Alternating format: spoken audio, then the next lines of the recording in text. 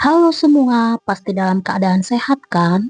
Kali ini kita akan membahas episode kedua dari film The Trunk. 사랑해. Sebelumnya, jangan lupa di-subscribe ya teman-teman, di-like, komen, dan share agar aku lebih semangat lagi buat kontennya. Makasih. Di awal episode, kita diperlihatkan dengan pria ganteng yang merupakan mantan tunangan No Inji.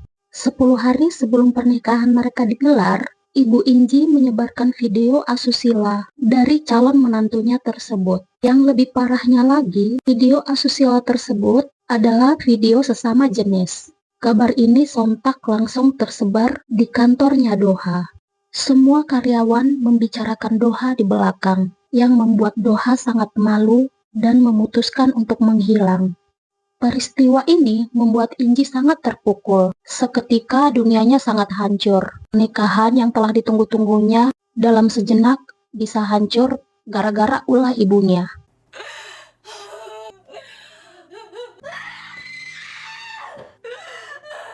3 hari sebelum pernikahan, Inji datang ke WO yang harusnya mengurus pernikahan mereka untuk membatalkan. Disinilah dia bertemu dengan CEO perusahaan NM NM 대표기도 하고요. dan menawarkan Inji untuk bergabung sebagai karyawannya. Dan Inji ditawarkan dengan gaji yang sangat fantastis, di mana dia akan mendapatkan gaji setara dengan manajer perusahaan besar, akan asuransi dan bonus. Awalnya Inji menolak, tapi CEO tersebut meyakinkan bahwa dengan seperti ini, Inji akan mendapatkan pernikahan yang jauh lebih sempurna dari pernikahan yang gagal sebelumnya. Dan ini juga bisa menjadi salah satu cara Inji untuk membalas dendam.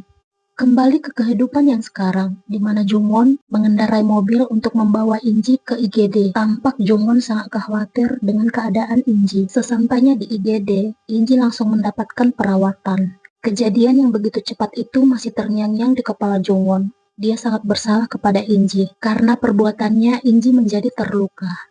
Ternyata rumah sakit tersebut adalah rumah sakit tempat di mana ayah Jungwon dirawat.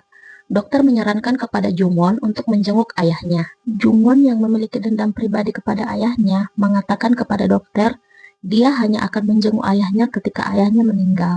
Lagi dan lagi Jungwon bermimpi pada saat tidur. Kali ini dia bermimpi ibunya dipukuli oleh ayahnya. Setelah Jungwon pergi bekerja, Inji penasaran dengan obat yang selama ini Jungwon konsumsi. Saat Inji melihat ke dalam lemari, dia melihat sebuah koper yang sama persis dengan miliknya. Ini menjadi salah satu teka-teki, koper yang ditemukan di lokasi pembunuhan sebenarnya milik siapa. Di saat Inji belanja, dia merasa ada seseorang yang mengikutinya dari belakang. Dan benar saja, lelaki yang bernama M. Taesong mengikuti Inji sampai ke rumahnya. Hal ini membuat Inji sangat cemas dan frustasi. Soyun mendengar dari rekan kerjanya tentang peristiwa yang terjadi di rumah mantan suaminya tadi malam. Dari raut wajahnya, tampak Soyun sangat kesal dan cemburu. Mengetahui bahwa Inji rela mengorbankan nyawanya untuk mantan suaminya. Sepulang bekerja, Jungwon meminta nomor telepon Inji dan beralasan agar dia bisa mengabari kalau sewaktu-waktu dia pulang telat ke rumah. Lagi dan lagi Jungwon bertanya kepada Inji, kenapa dia sangat menyukai pernikahan yang seperti ini. Inji menjawab bahwa ini adalah salah satu hal yang bisa dilakukan untuk membalas dendamnya.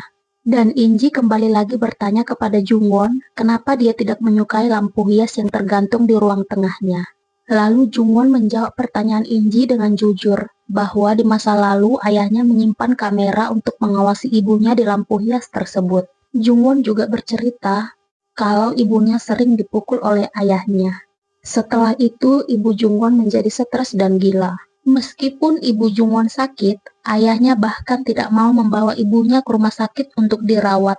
Ayahnya takut orang lain akan berpikiran negatif tentangnya. Ibunya makin hari makin parah, membuat Jungwon setiap malam mengikuti ibunya. Karena Jungwon sangat khawatir ibunya akan melakukan sesuatu yang akan melukai dirinya sendiri atau ayahnya. Bahkan pada saat ayahnya KDRT ke ibunya, Jungwon kecil tidak bisa berbuat apa-apa.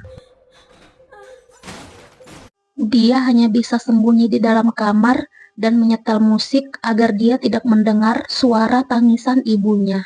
Setelah Jungwon dan Inji selesai bercerita, untuk pertama kalinya Jungwon bisa tidur terlelap tanpa mengkonsumsi obat. Di waktu yang sama, mantan istri Jungwon menelpon.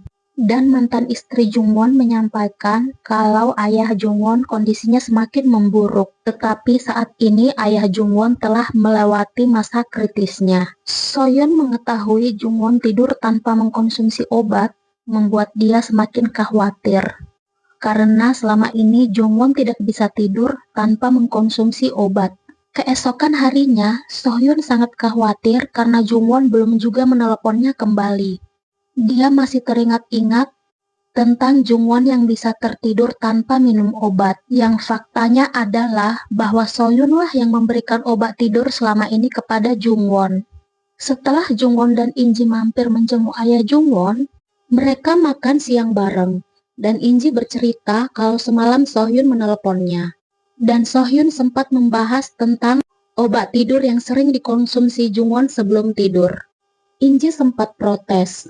Kenapa selama ini Sohyun tidak mencegah Jungwon untuk mengkonsumsi obat tersebut sampai Jungwon ketergantungan? Polisi masih menyelidiki tentang penemuan seorang mayat laki-laki yang ditemukan di sebuah danau. Sohyun mampir ke rumah Jungwon untuk menghantarkan lampu hias yang telah dia pesan dari Perancis. Ini pertama kali dia bertemu dengan Inji secara langsung. Ketika Sohyun ada di toilet, dia memeriksa obat tidur Jungwon ternyata masih utuh di sana. Ternyata di masa lalu obat tersebut adalah milik Sohyun. Bahkan ketika Sohyun hamil besar, dia pernah mengkonsumsi obat tersebut secara berlebihan. Fakta yang terbaru, ternyata Inji dan Sohyun sebelumnya sudah saling kenal. Pada saat kuliah, mereka berada di kampus yang sama. Tunggu episode 3-nya ya teman-teman, akan segera saya upload. Dan jangan lupa like, komen, dan share. Terima kasih.